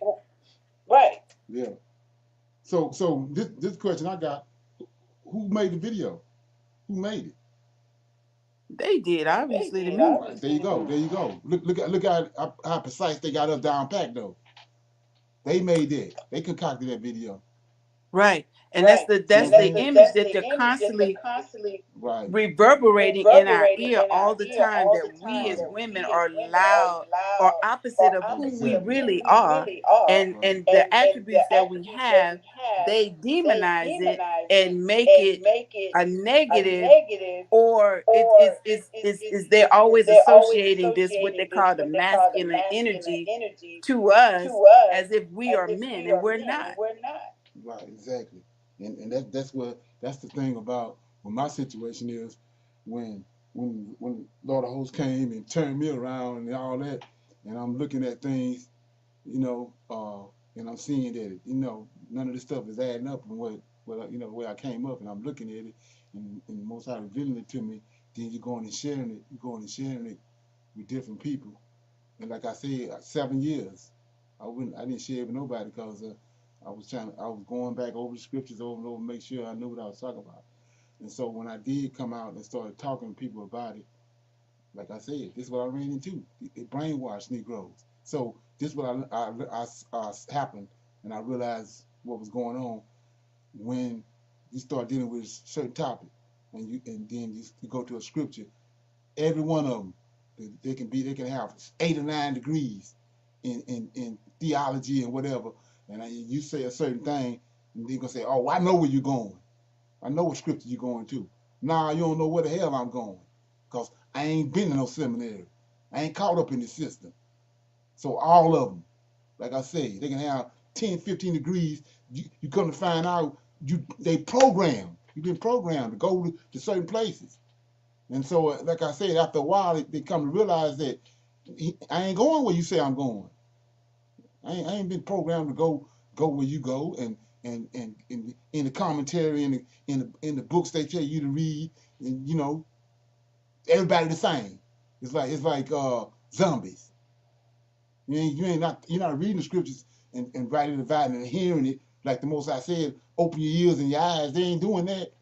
Somebody standing there in front of you dictating where you go and what you do. And then when you go take the test, if you don't put on here what they want you to put on the test, you fail the test. You're being programmed. So I'm saying, no, you don't know where I'm going. And See even how more it's set so, up. and even more so than that, they'll take you out. Right. Oh yeah, yeah. They develop a hatred for you. Or they try to Yeah. make you look crazy or something wrong with you because you're going Exactly. against the system. Right. Exactly. And I seen that. I ran into that so many times, and I said, man, these people. That's when I realized really came to grips with what they had done to us as a people. Shalom. Can I Yeah. say something? Um, whenever I was teaching on a Sunday, and this is what they older people that doesn't go no more into buildings, which I church anymore, into the building, and they flick the channels. They have each one of those mega churches talking about the same thing in their own way, but they're still horny in on. Well, this Sunday we'll talk about um, being say I'll just say about the demons, about doing wrong, and then the next Sunday about giving, and you'll be blessed if you give this, you give that, and they flip the channels. Oh, they must be really saying it because T.J. Jakes is saying it. Um, Joel Osteen is saying it. So they program the older people and the younger people that when they go to the churches, it seems like the preachers get together and say, well, we have a seminar, or, a sermon on this. And then two cousins get together. Oh, yeah, my preacher said the same thing, girl. They say the same thing. Yeah, man, he said the same thing. So when they get to that point, it's all about money because at 9 times out of 10, they're giving the money to the church, losing out on their rent, their light bill, or what have you. And the people in the neighborhood around the church, they're those women that don't have any children, the husband's wife that passed, those were supposed to be the 10% you give to the people, not the church, so it can grow bigger and bigger and the preacher get the truck, the car, whatever. They have been programmed, like you said, or they've been taught to not teach about um, Jasher. Do not teach about those lost books. We only go with what they can see in the Bible, and then when we say it enough, they won't read for themselves. They'll just go by memory, and they won't read the first verse or the third verse. They'll read the second verse, which we preach on. Ask the Lord for what you want, and you shall be given. But continue to read with a sincere heart, and his heart desire will give it to you, what you deserve if you deserve it, not just because you want it, but they keep skipping around in the Bible. That's what I have to say. Go ahead.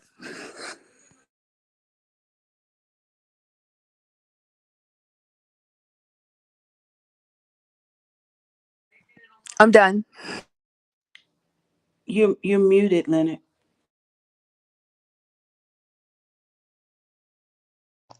Okay. So anybody else got anything before I start reading? Okay, so what I'm in First Samuel chapter 25. It's the story of Abigail. I'm gonna read that chapter 25, and then we can discuss it, and we'll close out. I'm in First Samuel.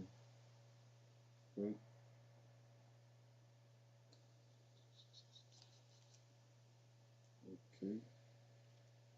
25. Let's see. Yeah, chapter 25 said that it's the death of Samuel. It says Samuel died, and all the Israelites were gathered together, and they lamented him and buried him in his house at Ramah. And David arose and went down to the wilderness of Paran. Right. So notice the wilderness of Paran, where Abraham sent his servant to go get Rebekah for Isaac. Okay, that's where their descendants are. It says, and there was a man in Maon whose possessions were in Carmel, and the man was very great, and he had 3,000 sheep and 1,000 goats, and he was shearing his sheep in Carmel. Now the name of the man was Nabal, and the name of his wife was Abigail. She was a woman of good understanding, virtuous, right? That's what I mean. The word submissive. All this mean the same thing. Was a woman of good understanding and of a beautiful countenance, but the man was careless and evil in his doings, and he was of the house of Caleb. And David heard in the wilderness that Nabal did shear his sheep. And David sent out 10 young men, and David said unto the young men, get you up to Carmel and go to Nabal and get him in and greet him in my name, and thus shall ye say to him that liveth in prosperity, peace be both to thee, and peace be unto thine house, and peace be unto all that thou hast. Right? And now I have heard that thou hast shears. Now thy shepherds which were with us, we hurt them not, neither are there aught missing unto them all the while they were in Carmel. Ask the young men, and they will show thee. Wherefore let the young men find favor in thine eyes, for we come in a good day. Give, I pray thee, whatsoever cometh to thine hand, unto thy servants, and to thy son David, And when David's young men came, they spake to Nabal according to all the words in the name of David, and ceased. Then Nabal answered David's servants and said, who is David, and who is the son of Jesse? There be many servants nowadays that break away every man from his master. Shall I then take my bread and my water and my flesh that I have killed for my shearers, and give it unto them to men whom I know not which they be? So David's young man turned their way and went again and came and told him all these sayings. So here goes a perfect example what I was talking about of two different mannerisms. So that's commonplace among Israelites, that if a man go out his way and doing everything for you, it's just customary. You return the favor. So Nabal ain't no Israelite. So he tells them in verse 9, David been keeping their sheep for over a year, and nothing happened to none of them. They got everything in order. That's what David do. He came up keeping sheep. So anyway, herds. So verse 9 says, when David young men came, they spake to Nabal according to all the words in words in the name of David, and ceased. So that's customary for Israelites, right? So this guy right here, no Israelite. So he says, Nabal answered David's servants and said, who is David? See, it's a whole nother culture, two cultures colliding, right? Two mannerism of people, right? Says, and he said, who is David, and who is the son of Jesse? There'll be many servants nowadays that break away every man from his master. Shall I then take my bread and my water and my flesh that I have killed for my shearers, and give it unto men whom I know not whence they be? That's how they think. That's pagan. That's pagan. So it's the same thing with, like I said, You thinking I can get a woman, but I can go into her and pleasure her, but I ain't trying to get no seed. It's pagan. Two different cultures collide.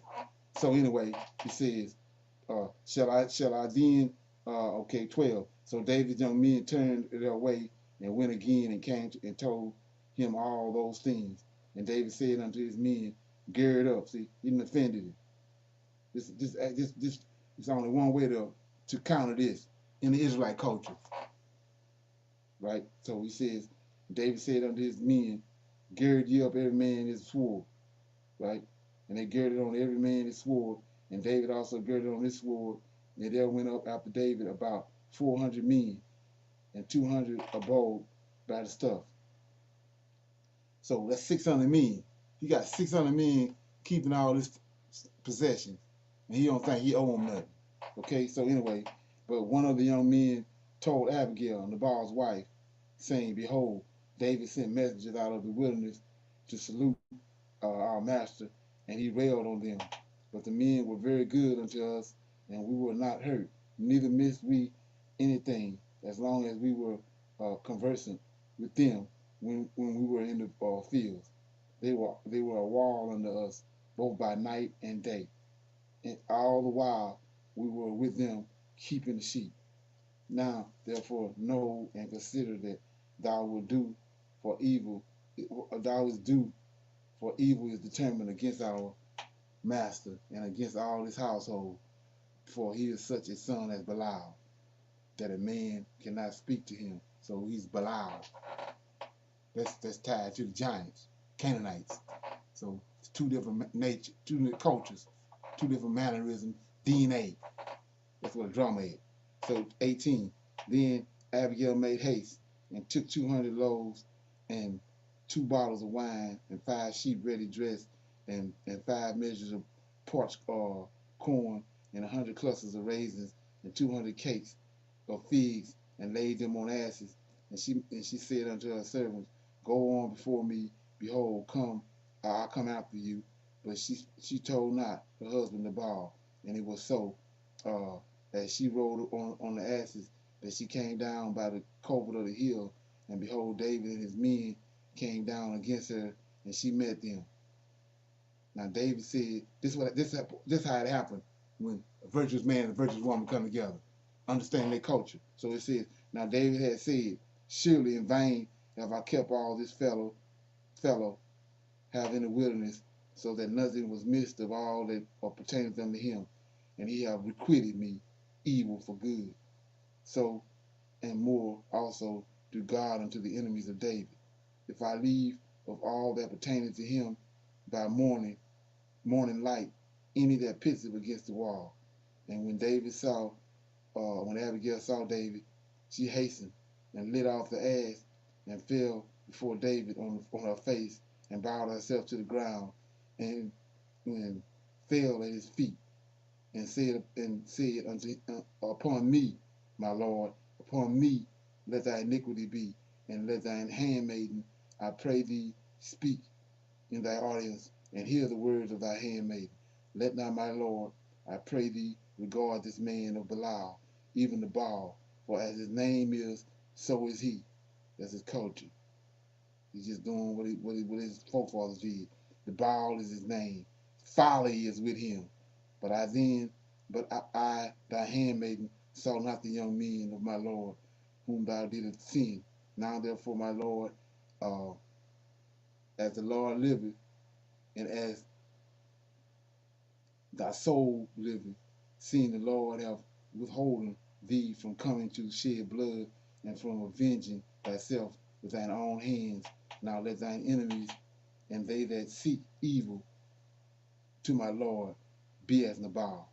And now this blessing which thine handmaiden have brought upon unto my Lord, let it even be given unto the young men that follow my Lord.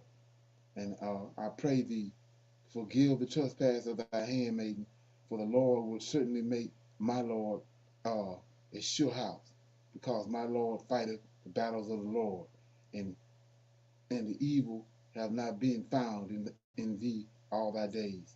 Yet a man is risen to pursue thee and to seek thy soul, but the soul of my Lord shall be bound in the bundles of life with the Lord thy God, and the souls of thine enemies then shall he sling out, as out of the middle of a sling.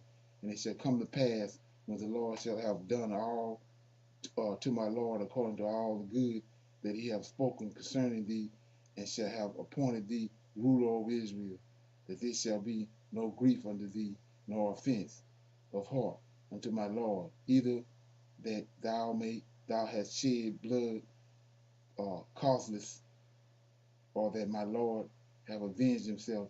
But when the Lord shall have dealt well with my Lord, then remember thine handmaiden.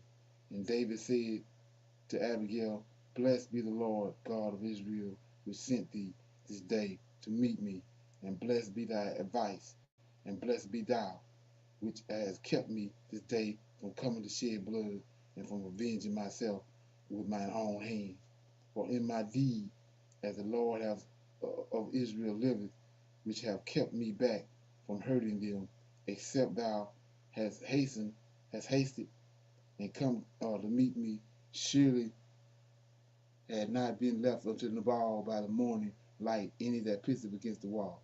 So David received of her hand that which she had brought him, and said unto her, Go up in peace to thine house. See, I have hearkened to thy voice, and have accepted thy person. And Abigail came to Nabal, and behold, he held a feast in his house, like the feast of a king. And Nabal's heart was merry within him, for he was very drunken, wherewith he told him nothing less or more until the morning light. But it came to pass in the morning, when the wine was gone out of Nabal, and his wife had told him these things, that his heart died within him, and he became as stone. And it came to pass about 10 days after, that the Lord smote Nabal, that he died. Right? And so 39 says, And when David heard that Nabal was dead, he said, Blessed be the Lord, that have pleaded the cause of my reproach from the hands of Nabal, and have kept his servant from evil. For the Lord have returned the wickedness of Nabal upon his own head. And David sent and communed with Abigail to take her to him to wife. And when the servants of David were come to Abigail to Carmel, they spake unto her, saying, David sent us unto thee to take thee to him to wife. And she arose and bowed herself on her face to the earth, and said, Behold, let thy handmaiden be a servant to wash thy feet of the servants of my Lord. And Abigail hasted and arose and rode upon an ass with 5 damsels of hers that went after her, and she went after the messenger of David and became his wife. And David also took Anahu of Jezreel, and they were also both of them his wives. But Saul had given Michal, his daughter, David's wife, to Phalati, the son of Laish, which was at Gilead. Okay, so that was 1 Samuel chapter 25. The story of Abigail. Anybody got any comments? Things you want to bring shine a light on? Another Another example of a example of a strong woman, strong woman, but Right. not, but but she, not, although but she she, was although she was Virtuous. virtuous, virtuous, right? right? Right. Exactly. And And Shalom, and you Shalom, can and you can also see in also this see in story, this this story, goes this back goes to back to what we was what talking we was about talking about earlier. When earlier. you When you understand what understand what submissive submissive means, means, Right. you know, Exactly. you know, you can you clearly can see clearly that see that she submits she herself submits herself to David. to David. Right. Right. So Shalom. Shalom. go ahead. So leadership, Leadership, and and that she that she didn't didn't want, want, the the war to war come to come about about or for for David to kill. David to kill. So she So took she upon took upon herself herself to to gather the gather thing the thing and and go go forth. forth. Right. She an Israelite. She an Israelite woman. She already knew what Right, David was doing. right. That's why everything struck off like it did. My point I want to shine light on is 31 says that so after she did all that, she knew that's customary, part of our culture. So it says 31 said that this shall be no grief. So not only that, she pretty much prophesying to David. And David already knows, she know what she's saying is the truth because Most High already told him this. Same thing she's saying. So 31 says that this, well, here you go, 30. And it shall come to pass. That's what she's saying. It shall come to pass when the Lord shall, this is Michael, the Lord shall have done to my Lord. See that? Two Lords there. They fumbling with that. Anyway, my Lord, according to all the good that he has spoken concerning thee. So she telling him something. Danger already told David. And then he says, and he shall have appointed thee ruler over Israel. So David ain't the ruler yet. She telling him, the Lord gonna appoint you ruler over Israel. Then 31, she says, this is where I'm going, that it shall, that this shall be no grief unto thee for the offense of the heart unto my Lord. So she's saying to them, don't worry about Nabal. You're gonna be ruler over Israel. This is a minor offense that you don't need to worry about. So then she says, either that thou hast shed blood carelessly, causelessly, or that my Lord have avenged himself. And here you go. But when the Lord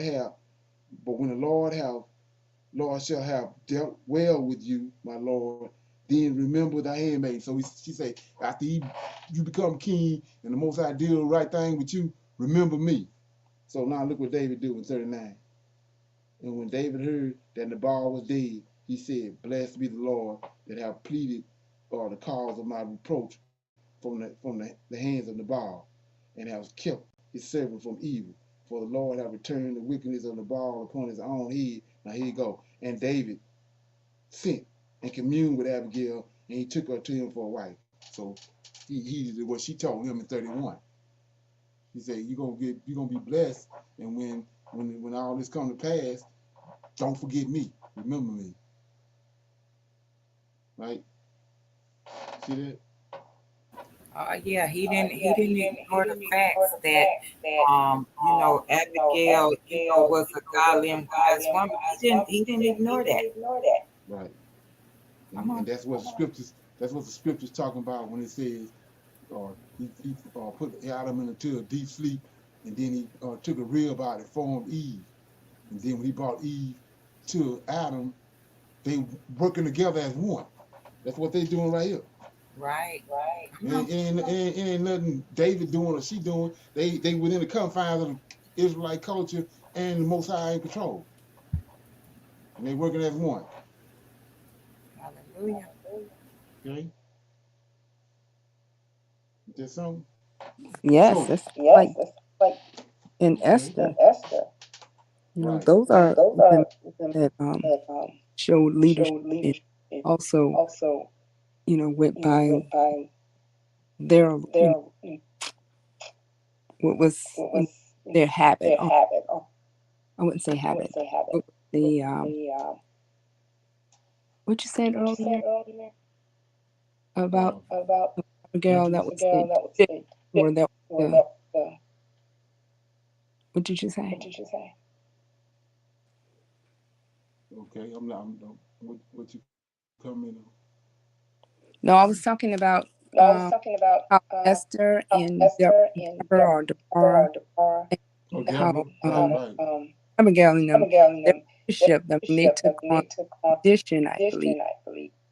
Right, That's what right. you're saying. Okay. They just all they doing is operating within. They understood the Israelite culture, and they operating within the confines of being an Israelite woman. There wasn't some big hard deed that they had to do. It was just that's how they was raised, and they was raised in that culture, and they knew how to operate. Yeah. So yeah, I'm gonna play this right here, and then we're gonna close out. Okay. Black woman. I'd be a fool to think there's something more astonishing than the way you wear your mahogany as if it's your birthright. I've seen it with my own vision. You're the only thing that's caught my eye, but still worthy of the throne, because everything you do is a clear indication that God spent time on your creation. Black woman. When I was a man boy, I used to enjoy playing make-believe. I wasn't mature enough to understand your gospel, so I didn't believe it. I just picked at your scriptures and filled in the gaps with my own conclusions without reading your whole story. But you You are the most beautiful novel ever written. Black woman.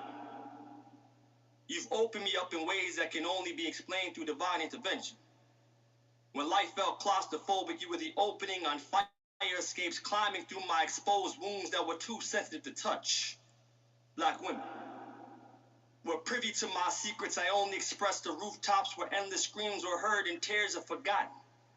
They carried a lantern through my darkest corners and found the remains of my self-love. A black woman made my potential her deity. She's the only one that truly had faith in what she was yet to see. Black women are known for their courage, but carry most of their weight on their tongue, strong enough to lift a man's spirit. Oh, I love my black woman. Black woman, you are deserving of so much more. I speak on behalf of the men that have failed to protect you. Always having a justification for why your skin doesn't deserve to be abuse-free. And would rather you pay for their sins because they're too broke to take accountability for their actions. I will humbly become your living sacrifice. I'm indebted to you for all the senseless men that see you as no more than a commodity and turn a blind eye to your trauma, leaving you with the permanent sense of arrogance that smells like male privilege. I'm indebted to you for all the men that have remained silent in the face of your mistreatment and rejection when you need us to be the reverb that echoes your sentiments. Black woman, your womb carries our baby, so I put respect on your name. And I'm eager to love you because for centuries I was forbidden to out of fear of losing you. Black woman, I want to be your organ donor. I promise to give my heart to the one that needs it most. You, my black woman, not only at first but at last will be together because you mean the world to me. No other woman on the planet has endured the plight you've experienced, so I apologize in advance for the men that misinterpreted your strength as some sort of posturing that says you're better than them. Through all their insecurities and projections, they're yet to see that the motion picture of your life has always been a frontline war. And when one man is down, you gotta pick up your bootstraps and keep on surviving. Our black women are surviving. How long will you have to carry the load down lonely roads before we step up? Black woman, you are enough. There is nothing missing from your recipe. You are the brown in my sugar, the flavored shot of caramel in my coffee, the grinds of cinnamon in my heart. Our love can't be measured, but we add up. We are God's match before human mutual interest and cosmic compatibility. I've cheated on self-hate and I have a love affair with your melanin. Your beauty is never in question. I'm ready to give your feminine energy a comfortable space for your temporary moments of weakness to find refuge. I'm committed to removing the barriers built by men laid with bricks cemented with infidelity, lust, and lies. I want you to hold on to your attitude, but allow me to bag the angry chip on your shoulder created by false promises of headship that couldn't anchor your stability. Black woman, I am your black man. And I know some days it doesn't feel that way, but trust me, I'm your ally. And I'm hurting too. But with courage comes great sacrifice, and I'm committed to removing that fear for you, black woman. Never be apologetic for your sense of strength and responsibility. It's you that continues to restore the black man's dignity. And when we rise, I promise, I will not stop your right to human liberty. Black woman, you are my equal. And I don't find your completeness a threat to my manhood. So allow me to be the sum of a man that loves your total woman. Black woman, let me love you. Okay. Okay. Let me say shalom. I'll see everybody tomorrow on conference call line. Shalom. Shalom. Shalom. Tasha and Cheryl, can you hold back? Yes. Yes.